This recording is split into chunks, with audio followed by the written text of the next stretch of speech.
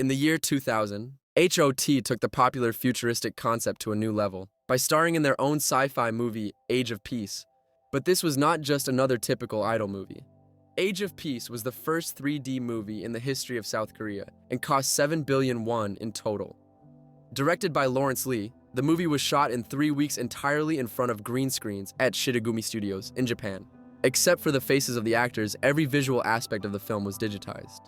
HOT had no experience in acting and received no classes before shooting the movie, but they were a million-seller group and most probably the biggest phenomenon in K-pop at the time. The futuristic concept was also extremely popular during this era, so the movie had everything to become an absolute success at the box office, but it didn't. On July 15th, Age of Peace was released in Japan, then to 30 select theaters across South Korea, since many theaters still didn't have the technology to support 3D movies yet. According to a synopsis I found online, the film shows the 5 members of HOT living in a futuristic society, where they must win a football match to prevent aliens from conquering the world. The movie reportedly had a run time of about 27 minutes and contained other characters aside from the members, but almost all of them are unknown. It is alleged that the movie features a dinosaur whom Kangta had a fight with, and it also features a princess, played by none other than Dana, who debuted with the Grace. Age of Peace gained a photo album with stills from the movie and an original soundtrack. The soundtrack sold over 230,000 copies and had as its main song the exclusive OPT, Operation Takeover, which gained a music video. Despite all the hype, the film ended up being a big commercial failure.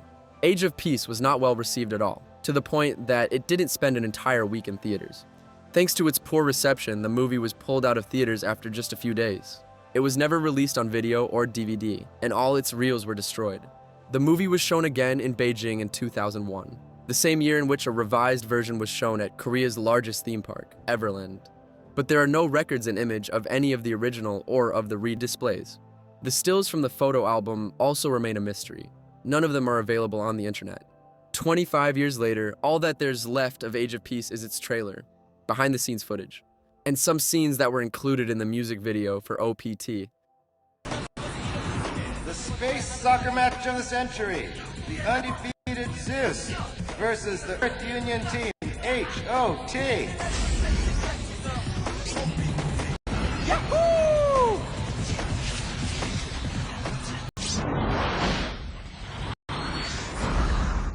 Age of Peace.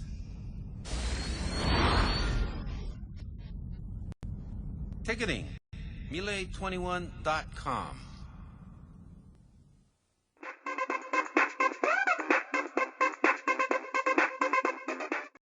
In 2003, the duo The S suffered an incident which would eventually lead to the end of their career. While promoting their debut track, The S appeared on the famous show Music Tank. Their appearance made news even before it was broadcast, but not for a good reason. In the middle of the performance, the top of the member, Yumi, fell down and exposed her breast in front of a crowd filled with 20,000 people. Thankfully, Music Tank was not broadcast live, so the production got to censor it before it aired. It took about a minute for Yumi to notice the wardrobe malfunction and fix it, so the editors used footage of the girls playing on the beach to hide it.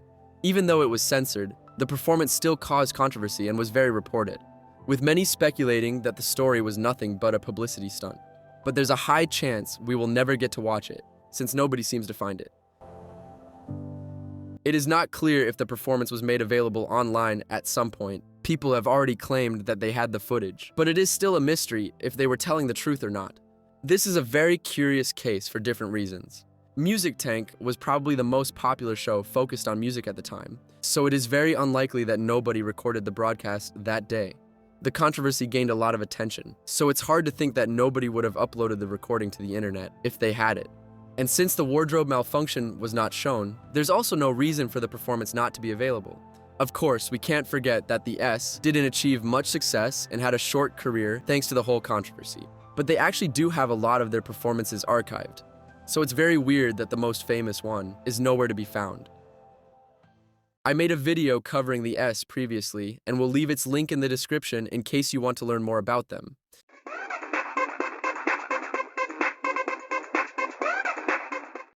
Back in the early 2000s, South Korea had a law that prohibited foreign people from freely appearing on TV.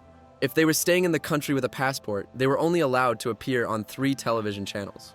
If they broke the law, it could lead to a fine and even an expulsion from the country. But the company SM Entertainment didn't know about that until they debuted the group Super Junior, which had as a member the first Chinese idol in K-pop, Hangeng. When he debuted in 2005, he was staying in Korea with an E6, entertainment industry passport. The passport allowed Hangeng to stay in the country for a longer period of time, but didn't protect him from the law. So he was not allowed to participate in a big part of Super Junior's activities during their debut. As a result, SM made him use a mask to cover his face during performances, and other members lip-sync his lines. While the agency thought this would be a good idea, Hangeng was very saddened, and his best friend in the group, Heechul, was not happy with the situation at all. One time while they were performing, Heechul ripped the mask off Hangeng's face and pushed him to the front of the stage. The story quickly spread through the K-pop community and became very famous, as even Hangeng himself has already talked about it publicly. But there's absolutely zero footage of this performance online. We don't even know when or where it happened. At the same time, a lot of fans claim that it was posted on the internet and that they watched it. If this is just a case of Mandela effect, fans simply lying, or indeed the truth, is not known. With the exception of reports from fans, there's no evidence of the footage existing. But due to the number of people who swear that they saw this performance, this case is considered a piece of lost media, with many theorizing that SM is behind the disappearance of the footage in order to avoid backlash.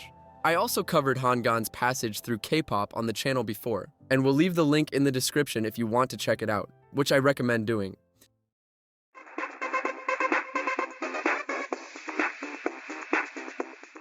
When she was promoting Noir back in 2019, Sunmi performed at M Countdown an exclusive song that she produced with her longtime music partner, France. The song is titled Hey You and was only presented on that special stage. Many fans loved the song, so as time went by, they began to question Sunmi when the song would be officially released. In 2022, she responded to the questions, revealing that Hey You was not out yet because she's not a fan of the song. She said, "I don't like Hey You, I'll never release this song. It's a song I don't like, so I don't know if I'll release it in the future." Despite her doubt and the persistence of fans, it's now known that we will never get to hear the official recording of Hey You. Sunmi later on revealed that she lost the file containing the song.